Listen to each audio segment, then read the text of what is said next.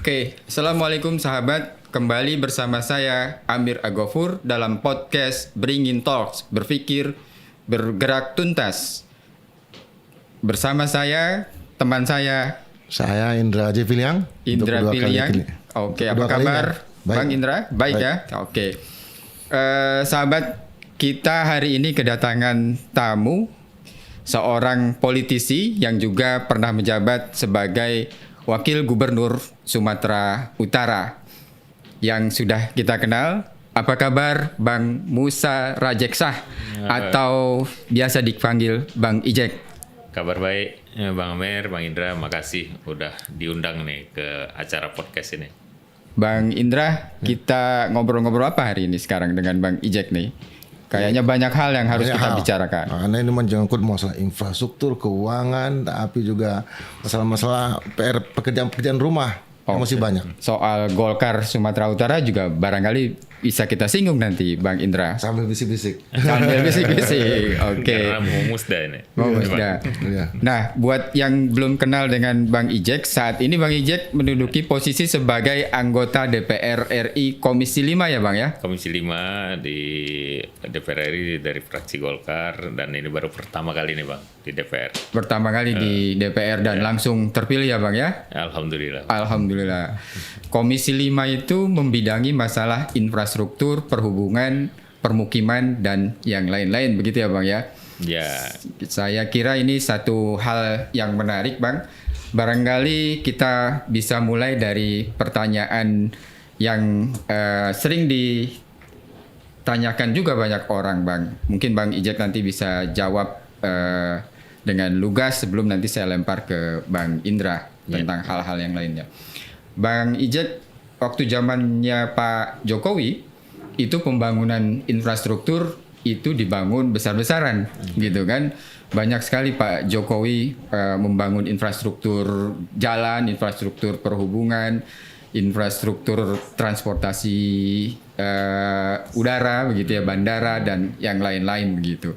Nah, sekarang Pak Prabowo berubah begitu kan, infrastruktur tidak menjadi sebuah pilihan begitu kan, pilihan prioritas. Nah, pertanyaan saya Bang Ijek, apakah benar pada saat ini pembangunan infrastruktur itu memang katakanlah tidak lagi ada pembangunan infrastruktur begitu di pemerintahan Pak Prabowo begitu? Ya, baik Bang. Kalau kita semuanya akan tahu pada saat Pak Jokowi sangat masif ya membangun jalan, terutama jalan tol di hampir beberapa provinsi yang ada di Indonesia, termasuk juga fasilitas terminal baik kereta api, udara dan laut, bahkan terminal angkutan darat. Menurut saya pemerintahan di kita ini infrastruktur itu penting. Karena apa? Karena memang kalau kaitan dengan Pak Prabowo, Pak Prabowo juga tetap ada fokusnya infrastruktur. Tapi bedanya kalau kemarin Pak Jokowi kan banyak jalan-jalan nasional, jalan antar lintas provinsi. Kalau Pak Prabowo sekarang fokusnya peningkatan ekonomi kaitan dengan ketahanan pangan. Jadi jalan desa, antar kabupaten, yang apalagi untuk menunjang ketahanan pangan untuk angkutan-angkutan dari desa supaya gampang keluar ya. Jadi saya lihat ini sangat bagus ya, artinya ya Pak Jokowi sudah bangun ini. Ini kan kalau kita cerita jalan nih Bang, menurut saya kayak urat nadi nih kalau di anatomi tubuh kan, artinya penting ini jalan. Badan kita kalau darah nggak lancar nggak sehat kita. Tinggal nih ada nadi besar, ada nadi kecil nih. Ya nadi-nadi besarnya jalan-jalannya tadi udah banyak yang ditinggalkan Pak Jokowi yang sudah dibangun artinya ya. Walaupun belum menyambung semua Sumatera, kita kan harusnya targetnya ini kan dari ujung Sumatera sampai Aceh itu terbangun jalan tol. Tapi kan sekarang belum sampai ke situ. Sekarang Pak Prabowo melanjutkan tapi mengambil yang jalan-jalan kecil yang kaitan ke desa-desa tadi, karena kaitan beliau kan lagi fokus ketahanan pangan nih. Jadi tidak benar kalau tidak ada pembangunan infrastruktur lagi. Tetap ada. Cuman bedanya bukan fokus di jalan-jalan besar nasional, dia lebih fokus jalan penghubung antara desa, kabupaten. Tapi bukankah tugas membangun infrastruktur daerah, jalan kecil-kecil tadi itu tugas pemerintah daerah. Iya, betul. Tapi kan pemerintah daerah nggak semuanya punya dana yang cukup APBD-nya untuk pembangunan itu. Jadi Presiden Pak Prabowo ini mau mengeluarkan Inpres, instruksi Presiden kaitan jalan-jalan itu dibantu melalui APBN ke pemerintah daerah, tapi dengan yang tadi itu yang saya sampaikan. Belum lagi juga tidak hanya jalan ya, kaitan beliau ketahanan pangan ini kan juga yang lainnya juga seperti sawah, irigasi, bendungan seperti itu. Oke, tapi bagaimana mungkin Bang Ijek pemerintah pusat bisa membantu pemerintah daerah sementara anggaran pemerintah pusatnya terbatas begitu kan? Kalau tidak salah pemotongan anggaran di Kementerian PU juga cukup besar ya Bang Ijek ya? Ya, kemarin kita dari Kementerian PU anggaran harusnya 111 triliun ya. Iya. Menjadi 50 triliun pada saat efisiensi. 50 Tapi kemarin triliun. tapi kemarin ada penambahan. Kemarin ada penambahan sekitar 23 triliun, sekarang udah naik jadi 73,7 sekian triliun. Itu untuk 2025. 2025. Karena kan memang pada waktu sebelumnya 111 itu kan sudah direncanakan itu. Jadi dengan tambah anggaran ini tinggal dilihat perencanaan yang awal tuh yang prioritas yang mana dulu nih. Dikejar untuk bisa masuk yang ke 73 tadi itu. Tapi prioritasnya itu dilihat yang mana yang berhubungan langsung untuk peningkatan ekonomi masyarakat melalui jalur-jalur jalan yang bisa meningkatkan pangan, ketahanan pangan tadi itu. Oke, apa konsekuensi yang diterima ketika pemotongan anggaran infrastruktur itu demikian besar Bang Ijek? Ya memang kita sebagai DPR, karena tadi saya bilang kan ini jalan ini juga penting ya dalam peningkatan ekonomi ya. Terkejut juga pemotongan itu separuh lebih kan. Tapi kita juga memahamin karena efisiensi ini kan tidak hanya satu kementerian, hampir semuanya. Ya. Tapi kan ada juga penambahan evaluasi kemarin dari Kementerian Keuangan menambah kembali ya. Ya harapan kita ini bisa di 2026 ada peningkatan. Peningkatan saya yakin juga pasti ada karena Pak Prabowo juga kan menginginkan bagaimana ekonomi kita ini bangkit. Ekonomi kita ini kan bangkit dari mulai ketahanan pangan, dari mulai yang lain-lain juga. Semuanya kan ada keterkaitan, tapi jalan ini juga penting ya. Jadi sekarang nanti ada Inpres, instruksi Presiden, terus ada jalan-jalan antar desa, tetap semuanya akan berhubungan dengan pemerintah daerah setempat dengan yang mereka sudah ajukan. Oke. Makasih Bang Ijek. Sebelum saya serahkan ke Bang Indra, jangan lupa pemirsa like, subscribe, and comment supaya podcast ini bisa tambah subscribernya. Silakan Bang Indra kalau ada yang mau ditanyakan.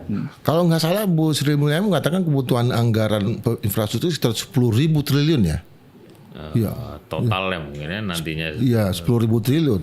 Artinya jaraknya dengan 73 triliun tadi kan kecil sekali Bang. Itu gimana caranya nyari anggaran yang lain?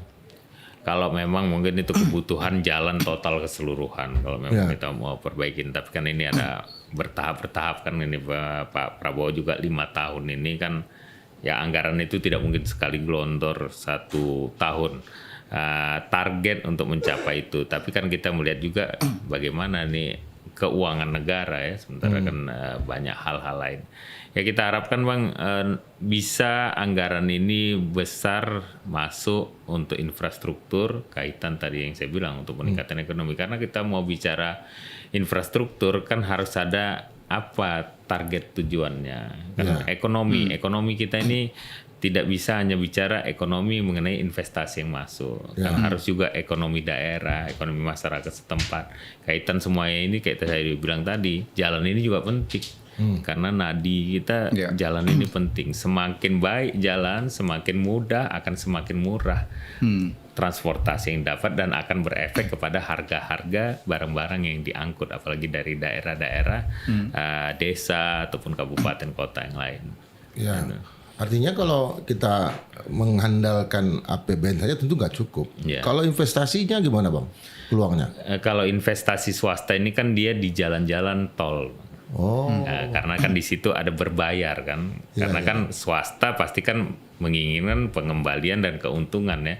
Hanya bisa itu investasi swasta masuknya di jalan tol tadi itu, jalan itu juga akan dilihat lagi kan, karena ada swasta juga kan melihat bagaimana lalu lintas itu berapa lama, break even point-nya, dan bagaimana juga nanti masalah pembebasan lahan. Kalau selama ini kan memang jalan-jalan tol yang kita lihat juga kan ada peran swasta juga di situ, tapi peran pemerintah juga ada dari pembebasan lahannya, biasanya pembangunannya swasta. Ya seperti itu. Tapi kalau jalan nasional yang sifatnya tidak berbayar, ya itu pasti pemerintah full di situ. Untuk infrastruktur yang lain yang paling terkenal nih Bang Jack, IKN itu bagaimana? IKN kemudian rencana yang besar itu kan apa? Grid seawall. Jalan Ciwal. Giant Seawall. Ya. Ya, itu juga. Itu gimana tuh Bang? Ya kalau kita bicara IKN kan ini Pak Jokowi menginginkan ibu kota negara ini pindah, karena menginginkan ibu kota negara di IKN itulah yang lebih ramah lingkungan, berteknologi, ya lebih terintegrasi semua antara kementerian-kementerian dan segala sesuatunya ada. Tapi kan ini tidak dalam waktu yang cepat karena anggarannya cukup besar kan. IKN ini kan lebih kurang 456 triliun ya. Dan itu kan jangka waktunya targetnya sampai 2045 kalau saya nggak salah ya untuk penyelesaian itu. Sekarang kan baru berjalan beberapa tahun. Artinya ya kita lihatlah nanti bagaimana keputusan akhir, apakah itu akan menyerap, karena anggaran di situ juga serapannya besar. Sementara yang lain ini infrastruktur juga ini penting ya. Saat ini memang IKN bukan menjadi fokus utama pembangunan, lebih kaitan kita bagaimana untuk ketahanan pangan. Dan tadi Giant Seawall itu juga targetnya Pak Prabowo. Kenapa? Karena memang dari data dilihat setiap tahunnya, saya tidak hafal pasti berapa sentimeter itu Pulau Jawa kita ini kenaikan air laut ini. Dengan abrasi, dengan erosi pesisir pantai ini, itulah diharapkan dengan pembangunan Giant Seawall ini mengatasi itu, karena kan ini perlu menjadi perhatian serius juga. Artinya kan banyak juga ini investasi-investasi pabrik-pabrik, kawasan industri, jangan sampai terganggu nanti di sini jadinya. Karena itu kan kota-kota semua tuh, kota Jakarta, kota sepanjang Cirebon, Pantura, kota Semarang, kota Tuban, Gresik, Surabaya. Ini kapan dimulainya, Bang? Kemarin ada beberapa titik udah mulai ya, tapi dari sekali lagi kan keterbatasan kita anggaran. Tapi saya dengar penyampaian Pak Prabowo diharapkan nanti ke depan juga ada peran swasta, karena nanti saya masih melihat sepintas tidak hanya sebatas Giant Seawall, mungkin juga nanti penambahan area pulau ini bisa dimanfaatkan untuk hal-hal lain secara ekonomi, bisa dapat dari situnya nantinya. Ada reklamasi ya Bang? Reklamasi, betul Bang. Reklamasi yang benar-benar dilakukan oleh negara, artinya sangat terstruktur ya, terorganisasi ya, bukan kayak pulau-pulau kemarin. Pulau apa? Kan Pulau apa yang dilakukan ini manfaatnya untuk negara, bukan hanya untuk usaha dari swasta-swasta saja, itu yang kita harapkan. Di sektor perhubungan Bang, kan kita tahu nih ada kecelakaan kapal nih udah 3 nih Bang. Itu apa yang harus dilakukan nih? Ya, ini jadi catatan dan jadi perhatian kami. Kalau kemarin kan kita hampir sering mendengar kecelakaan darat nih, angkutan darat, bus. Karena apa? Overload, overdimensi tadi itu. Odol. Ini saya sendiri pernah menyampaikan, dulu ada kita jembatan timbang, tapi kan tidak efektif. Akhirnya di situ kan banyak pungli. Nah, menurut saya pengawasan ini kita sekarang ini kan sudah bisa harusnya lebih mudah untuk mengawasin dengan era digital ini. Saya kan pernah nyampaikan juga, kenapa nggak mobil-mobil itu kita mulai aja mungkin dari mobil-mobil baru sekarang sudah dilengkapi dengan GPS di dalamnya. Dengan di jalan-jalan itu kita pakai sensor-sensor, udah mengetahui berapa kecepatan dia, berapa beban muat dia. Karena kan KIR selama ini dilakukan setiap tahun. Tapi kan KIR ini juga ya buktinya tetap terjadi. Karena overload, overdimensi ini tidak diperhitungkan mereka dengan beban rem kendaraan. Akhirnya itu. Dan angkutan laut sama. Overload kejadiannya. Melebihi 100%. Dan saya yakin juga umur kelaikan jalan kapal itu apakah betul-betul dilihat? Ini menjadi hal yang harus penting dan serius. Kenapa? Apalagi daerah-daerah wisata. Ini kan jangan sampai keyakinan orang turis mancanegara datang ke kita jadi takut untuk datang. Jadi ini kan semuanya kayak mata rantai, berdampak dengan ekonomi juga. Karena kan peningkatan ekonomi kita, sektor pariwisata juga akan berdampak karena ada UMKM di sana, ada hal-hal lain ya juga yang bisa. Ini menjadi catatan kami, dan karena sekarang ini kami lagi jadwal reses. Nanti setelah reses ini kejadian kapal itu akan kita perdalam lagi, dan bagaimana nanti ke depan pengawasan dari Kementerian Perhubungan kaitan kapal untuk angkutan laut. Nah, Bang Ijek, apa catatan Bang Ijek terhadap maksud saya pembangunan infrastruktur yang dilakukan sama Pak Jokowi, katakanlah, yang kemudian dia Pak Jokowi itu sangat yakin pembangunan infrastruktur itu dapat meningkatkan pertumbuhan ekonomi, begitu ya. Dan nyatanya kan nggak begitu kan, pertumbuhan ekonominya sekarang masih di bawah 5% begitu. Apa catatan Bang Ijek soal itu, dan apa yang kemudian harus diperbaiki oleh Presiden Prabowo? Gitu. Memang Bang, saya secara pribadi sih mengapresiasi juga keberanian beliau ya, membuat jalan-jalan tol. Kalau dulu kan kita jalan tol, dapil saya Sumut Bang, saya orang Sumatera Utara. Kami dulu Sumatera Utara tuh cuma hanya ada satu jalan tol Bel Merah dari Belawan sampai Tanjung Merawa aja. Nah, sekarang Pak Jokowi udah bangun, udah sampai Tebing, sampai Asahan, sampai Siantar, dan ke arah Acehnya udah sampai Berandan. Ya artinya ya kita lebih gampang sekarang mudah. Kalau dulu Bang, mohon maaf ya, kayak saya ada undangan kawinan di Tebing aja malas datang. 2,5 jam, 3 jam sana. Sekarang ada jalan tol, ya konektivitas lebih mudah lah ya. Bisa Artinya tidur kita di atas mobil sekarang ya. Tapi ada juga hal-hal yang menjadikan kasihan daerah-daerah yang tadi yang UMKM ada di sana. Kami ada namanya pasar bengkel jual dodol itu. Iya. Pada waktu saya jadi wagub, saya udah sampaikan tuh dengan pengelola jalan tol, tolong rest area itu kasih slot tempat untuk UMKM, tapi jangan mahal-mahal. Mahal-mahal dia pun jualnya harganya berapa, tapi kenyataan kan mahal itu sewa situ. Saya kemarin setelah DPR RI juga saya udah sampaikan, ini tolong rest area ini diperhitungkan supaya niat pemerintah adalah peningkatan ekonomi. Ekonomi dari tempat satu ke tempat tujuan, ataukah dari tempat manapun menuju ke pelabuhan, ataupun tadi seperti tadi itu UMKM atau masyarakat. Tapi jangan juga pasti semuanya apapun yang kita ambil ini kan tidak bisa semua kita bilang pasti menguntungkan, pasti ada juga plus minusnya ya. Tapi kan harusnya UMKM yang tadinya di pinggir-pinggir jalan yang menjual-jual seperti tadi dodol apa segala, bisa rest area ini menjadi salah satu tempat menempatkan mereka untuk jualan itu. Tapi ini kan yang hal ekonomi masyarakat kecilnya. Tapi hal besarnya seperti saya bilang tadi itu, menuju tempat sesuatu lebih mudah, lebih cepat, dan akhirnya lebih murah. Nah itu yang kemudian harus diperhatikan sama Pak Prabowo ya, jika ingin. Iya, memang kemarin kan kalau saya lihat Pak Jokowi kan juga inginnya mungkin ada hal juga melihat secara politis pemerataan pembangunan sampai di Papua pun dibikin jalan tol di sana. Sementara kan kebutuhannya belum banyak di sana ya.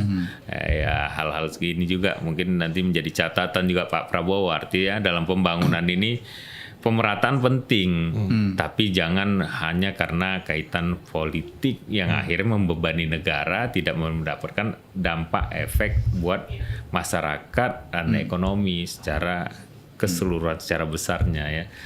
Tapi karena Pak Prabowo tadi saya bilang itu jalan-jalan menuju antar desa, antar kabupaten yang memang APBD setempat itu belum menganggarkan dan tidak mampu. Artinya menunggu itu lama, dipercepat dengan pemerintah pusat. Gitu. Ada juga yang jadi persoalan pembangunan infrastruktur yang terlalu fokus, yang kemudian dipaksakan, itu juga membebani para BUMN. Infrastruktur yang sekarang kewalahan juga. Catatan Bang Ijek seperti apa? Ya, contoh maksudnya banyak belum dibayar BUMN, kontraktor, yang lalu. Dan BUMN-nya jadi bangkrut Iya. dan banyak utang. Ya, tadi yang saya bilang tadi, pembangunan jalan ini jangan semata-mata hanya karena ingin pemerataan politiknya, tapi kan kita lihat juga beban negara ini seperti apa. Ya itu yang sudah terjadi ya. Artinya Pak Prabowo nanti harus melihat kepentingan adalah bagaimana peningkatan ekonomi, kepentingan rakyat yang memang mana daerah lebih penting, karena kita keterbatasan anggaran memang. Kecuali uang kita banyak ini, kita bisa serentak semuanya.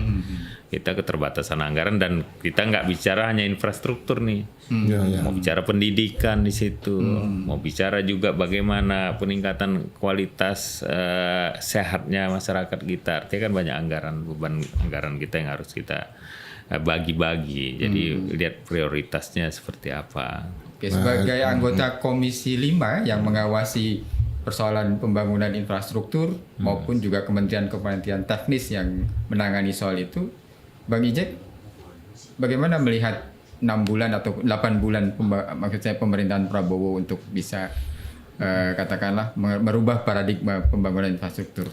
Ya, kita 8 bulan lah ya. 8 bulan ini kan belum bisa kita nilai ya karena baru 8 bulan. Tapi rencana tujuan Pak Prabowo ini saya lihat punya rencana besar dan tujuan adalah bagaimana peningkatan kesejahteraan masyarakat, dan saya lihat ini tidak hanya sekedar untuk kampanye menjadi presiden. Inilah yang beliau mau implementasinya ini, mulai dibangun koperasi, makanan bergizi. Ini kan tujuannya tidak hanya semata kalau saya melihatnya, dan memang saya lihat Pak Prabowo bukan tujuan hanya bikin dapur makanan bergizi gratis, tapi dia ingin bagaimana dapur ini bisa menghidupkan ekonomi sekitar kan. Tapi kan ini belum karena baru mulai ya. Keinginannya nanti petani situ bisa jual sayur, jual apa segala macam di situnya. Ini perlu waktu dan tidak juga semudah yang seperti apa yang kita bayangkan, karena kita kan kementerian ini juga harus memporsikan diri bagaimana ini bisa jalan. Terus kedua juga pengawasan kita kan penting juga, anggaran ini besar, bagaimana mengawasinya, dan pasti ada trial error. Ya pastilah nanti kan ini ada penyempurnaan, tapi tujuannya jelas. Kalau saya lihat Pak Prabowo ini tujuannya jelas, bagaimana peningkatan kesejahteraan masyarakat, bagaimana juga SDM kita meningkat, generasi-generasi ke depan juga punya kemampuan secara ilmu, kesehatannya juga terperhatikan, tidak hanya daerah perkotaan tapi daerah-daerah desa-desa tadi. Bang, bicara masalah infrastruktur jalan nih Bang, Abang kan dikenal pembalap nih. Kapan diadain Tour de Sumatera? Apa kegiatan balap yang terdekat nih Bang? Kalau cerita jalan infrastruktur Bang, kami Sumatera Utara ini kayaknya kita terkenal dari dulu. Kalau dari Aceh, dari Padang, dari Riau, asal naik bus Tebangun, masuk Sumatera Utara itulah. Betul, karena parahnya jalan-jalan. Karena parahnya ya. Saya sampai sempat bertanya juga itu waktu saya jadi wakil gubernur dengan balai jalan. Apa bedanya provinsi Sumbar, provinsi Riau sama Sumut? Kok tiba asal selamat datang Sumbar jalan tuh langsung bagus? Ya kan? Orang langsung bisa tertidur. Sama Pak. Jadi kok kami punya lebih cepat hancur ini? Kita nggak tahu apa kontraktor yang salah bangunnya atau pengawasan yang kurang, jadi banyak kali sunglapnya tuh kayak mana? Tapi kan gitu. Tapi kaitan abang tanya bagaimana, saya hobi saya memang balap dari dulu ya. Saya berkeinginan Bang, daerah kita ini punya potensi pariwisata, pariwisata yang bisa internasional. Sumatera Utara punya Toba. Pariwisata ini bisa akan lebih ramai dengan promosinya yang baik, bisa sampai ke seluruh dunia. Promosi itu bisa dengan lebih cepat dengan digabungkan dengan sport. Jadi sport tourism. Tapi spotnya juga harus bertaraf internasional, bahkan kejuaraan dunia.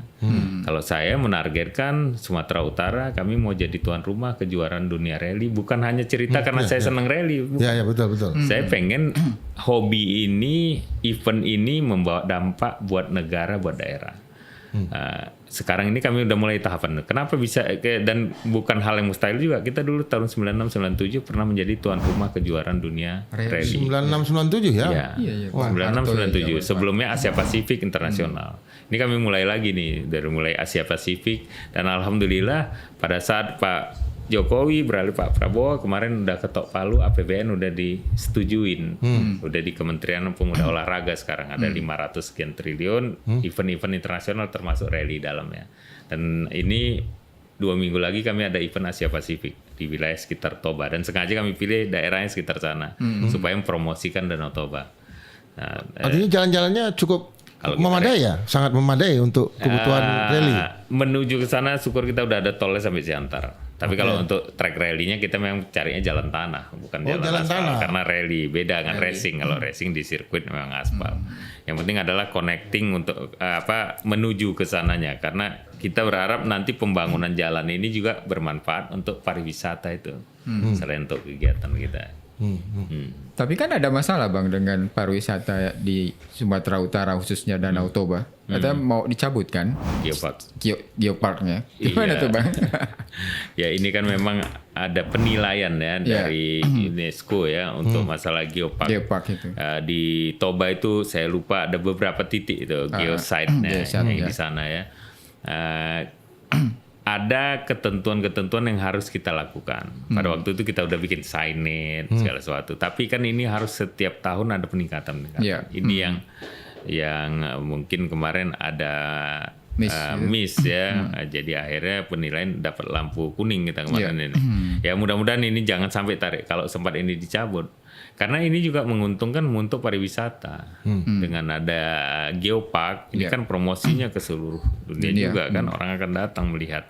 Karena kita tahu kan Toba itu proses menjadi danau itu kan meledaknya Gunung Toba yang sekian ribu tahun yang lalu, bahkan kalau kita lihat di situ terjadinya itu debunya itu sampai ke India, sampai ke Cina sana itu. Begitulah besarnya itu. Artinya proses ini banyak bebatuan-bebatuan itu yang jadi geosite di sana. Ya mudah-mudahan ini dengan pemerintahan Provinsi Sumatera Utara yang sekarang lagi bekerja juga supaya jangan sampai itu dicabut. Oh, oke. Tapi maksud saya ada upaya untuk Iya ya dicabut harus ya? kalau enggak sayang kita udah sempat udah masuk tiba-tiba dicabut bukan mudah mulainya lagi dari nol lagi nanti. Gitu. Dan itu ada anggarannya kan dari UNESCO kan? Yang lalu kita belum ya? malah kita yang menganggarkan untuk menuju situ. Tapi kan efek pariwisatanya juga. Itu kan masalah pelibatan masyarakat ya. Sama dengan Sumatera Barat, masalahnya adalah tempat lebih indah dari Bali banyak, tapi masyarakatnya yang nggak bisa menjadi masyarakat pariwisata. Itu juga butuh edukasi ya Bang ya? Betul. Oke, saya bukan maksud mengatakan kita juga waktu pemerintahan kita itu sudah melakukan, tapi saya sudah ya artinya kita menyampaikan juga harusnya edukasi itu dimulai dari usia dini. SMP, SD itu kan di bawah pemerintah kabupaten. Dimasukkan aja kurikulum tentang bagaimana pariwisata, menjaga kebersihan, kita harus mulai. Memang nggak sekarang buahnya, mungkin 10-15 tahun lagi, tapi kita mulai. Bali bisa seperti itu karena masyarakatnya dari turun menurun sudah memang bisa memanfaatkan potensi daerahnya. Bahkan kultur budayanya itu mereka jaga betul, menjadikan itu atraksi wisata yang menarik bagi turis-turis mancanegara. Bahkan mereka menjaga keamanan, saya ingat betul dulu kita mobil, saya pernah tinggal mobil nggak kuncinya lupa nyabut aja, aman di Bali. Ya, di Bali aman. Saya pikir tadi di Toba. Toba ya itu edukasinya tadi Bang.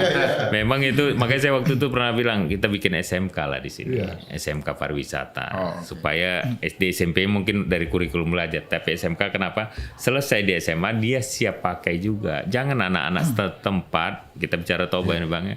Hanya jadi back office. Itu juga. Bahasa Inggris dia tak bisa. Karena pariwisata kita tuntut bahasa Inggris. Penyambutan yang bagaimana sopan santunnya kan seperti itu. Nah, ya jangan sampai kita jadi pembantu rumah sendiri. Alamnya mendukung bagus, tapi kalau nanti investasi besar datang, akhirnya dari luar lagi kan yang ngurusin semuanya. Bang, ini pertanyaan lain Bang ya, tapi nyangkut infrastruktur juga. Kita ini mau tanya soal pembangunan perumahan dan pemukiman. Pemerintah, Menteri ARA itu punya target 3 juta rumah dalam setahun, begitu kan? Menurut Bang Ijek realistis nggak sih? Kalau bicara realistis, bangun rumah 3 juta nggak realistis, Pak. Tapi target Menteri ARA ini 3 juta ini ternyata nggak semuanya membangun rumah. Di dalam 3 juta ini jadi ada pembangunan rumah baik itu swasta pun dihitung di dalam 3 juta. Artinya pertumbuhan rumah layak huni ini jadi 3 juta baik itu rumah baru ataupun rumah yang direnovasi. Jadi masuk di dalam 3 juta itu. Dan di dalam itu juga ada yang anggaran pemerintah, ada swasta. Swasta artinya perumahan yang dibikin swasta, apartemen. Apartemen itu pun dihitung tuh. Jadi termasuk renovasi. Ya kalau ini mungkin saya bilang karena bukan seluruhnya APBN. Kalau APBN 3 juta, waduh. Termasuk juga pembangunan rumah subsidi, kan ada FLPP itu, subsidi dari bunga, DP segalanya. Tapi kan yang bangun juga swasta kan itu. Nah itu termasuk di dalam 3 juta. Kalau dilihat dari persentase rumah yang tidak layak huni, pada saat Pak Jokowi kan itu dibikin 1 juta, kalau nggak salah. Pada saat itu hasil survei rumah tidak layak huni itu sekitar 9 juta pada waktu itu. Sekarang ini rumah tidak layak huni itu 12 juta jumlahnya. Jadi kalaupun meningkat jadi 3 juta target dibikin Pak Ara ya mungkin karena peningkatan juga yang rumah tidak layak huni. Tapi sekali lagi bukan semuanya pembangunan rumah baru. Dan bukan semuanya anggaran negara. Swasta termasuk di dalam 3 juta tadi itu. Nah itu dalam 8 bulan terakhir sudah dapat berapa tuh Bang dari 3 juta itu? Masih jauh nih. Masih jauh, sejuta pun belum ada? Saya belum tahu pasti nih terakhir ini udah berapa nih Bang. Tapi kan kita lihat, saya juga bercanda terus dengan Fahri Hamzah ya. Itu kenapa sampai bertengkar antara menteri dengan wakil menteri, kemudian setelah diajukan kemudian dicabut lagi, itu adegannya sangat ketoprak itu Bang. Gimana DPR melihat itu? Ya itu nanti tanyakan menterinya lebih pas itu Bang. Pas melihat adegan itu kenapa dicabut lagi? Itu DPR gimana? Harusnya kan kita merencanakan sesuatu kan harusnya dipikir matang-matang ya. Apakah siap kita secara anggaran, siap juga udah lokasinya sudah ditentukan atau belum? Nah, kan ini harusnya perencanaan ini ya. Tapi kan saya nggak tahu ya Pak Ara karena baru masuk dalam kabinet, terus mempunyai mimpi besar yang tujuannya ya sekali lagi ya pasti berefek untuk kita ya masyarakat. Tapi kesiapannya tadi itu udah dibarengin belum? Ya memang harusnya dilihat betul-betul nih, jangan jadinya kayak tadi abang bilang itu kan, ntar ini, ntar roba ini, ntar berantem lagi, berantem, ya tapi ya lah, nggak ada berantem. Tapi inilah, tarik-menarik lah ya harapan kita mudah-mudahan nanti target 3 juta itu betul-betul terrealisasi lah. Gak apa-apa lah Bang, mimpinya boleh besar lah supaya bisa ngejar ya. Kalau mimpinya kecil nanti semangatnya nggak ada, biar semangatnya besar juga. Betul. Paling nggak kan makin banyak yang kritik mengarah, makin dia semangat ya untuk membuktikan bahwa dia bisa. Kalau kita doa aja. Bang, kalau seandainya tidak terpenuhi nih 1 tahun 3 juta, menurut abang gimana Bang Ara? Harus apa kira-kira? Ya pasti banyak yang bertanya lah nanti tuh. Harus apa ya nggak tahu lah saya nanti itu. Tapi pasti banyak yang nunggu lah memang kan. Ya mudah-mudahan aja lah, kita harus optimis aja Bang. Namanya untuk pembangunan, saya sih sebagai DPR apapun yang dibuat pemerintah, karena saya melihat niat besar, niat tulusnya Pak Prabowo nih Pak. Jadi kita jangan dulu underestimate, jangan dulu pesimis, optimis, yakin lah, karena presidennya Pak Prabowo, wah ya saya punya harapan besar dan pasti saya melihat Pak Prabowo ini insya Allah mudah-mudahan bisa melaksanakan apa yang dia rencanakan ini. Bang Ijek, ini bagian-bagian terakhir sebelum perbincangan ini. Bang Ijek sudah merasakan pernah jadi wakil gubernur. Dari seorang pengusaha menjadi wakil gubernur. Nah, lantas sekarang berubah lagi profesinya menjadi anggota DPR. Pertanyaan saya, apa perbedaan jadi pengusaha, jadi wakil gubernur, dan juga dari jadi politisi Nah, ini DPR. enak nih kalau abang nanya ini, saya seneng nih ceritain. Turbulensinya. Saya Bang bersyukur pada Allah ya. Artinya semua ini Allah sudah tentukan. Saya dulu Bang zaman kuliah dan zaman jadi pengusaha, saya tak punya cita-cita di pemerintahan, tak punya juga angan-angan ataupun cita-cita juga di politik. Bahkan menghindar saya untuk ini dua nih. Nah, saya lebih suka swasta karena cita-cita saya dulu jadi pengusaha dan harus lebih sukses dari orang tua saya, karena kita apapun kan melihat orang tua kan. Saya cita-cita itu pengennya punya banyak uang, bisa bantu banyak orang, itulah ya. Angan. Tapi ternyata Allah takdirkan lain, masuk ke pemerintahan. Habis masuk pemerintahan masuk politik. Sekarang habis dari eksekutif masuk legislatif. Yang memang pada saat saya dari pengusaha masuk ke eksekutif pemerintahan, saya melihatnya Bang, kalau di perusahaan kan punya kita ya. Ya. Kita kan target kita namanya pengusaha bisa mendapat keuntungan dari apa yang kita kerjakan kan ya, namanya usaha kan mencari keuntungan dan bisa waktu yang secepatnya juga kan. Mengerjakan sesuatu juga cepat, juga harus pengawasan ketat. Tapi kan di pemerintahan kita ini punya aturan, Bang. Yang akhir terkadang saya, aduh panjang kali lah birokrasinya. Belum lagi, aduh harusnya bisa lebih efisien waktu dan anggaran. Ini jadinya Nambah. hal-hal yang memang berbeda menurut saya. Karena tadi kalau kita usaha kan kita mau efisien semuanya nih, waktu, tenaga, pikiran dan hasil yang sebesar-besarnya kan. Di pemerintahan harusnya berpikir gitu juga, bagaimana manfaat yang besar untuk rakyat. Kan itu harusnya. Tidak bisa ya. Agak sulit ya, Pak. Sulit ya. Makanya saya memang pada waktu itu menyampaikan sistem tata kelola pemerintah ini kayaknya ya tidak bisa juga manual, harus digital. Jadi yang dibilang e-government, electronic government itu wajib dilaksanakan kalau kita mau mengadakan efisiensi kayak tadi tuh. Penilaian kinerja nggak bisa berdasarkan emosional. BKD itu biro kepegawaian kan masih mana sistemnya belum terbangun. Jadi ya beda. Terus masuk lagi di legislatif. Kalau saya lebih enak sini Bang.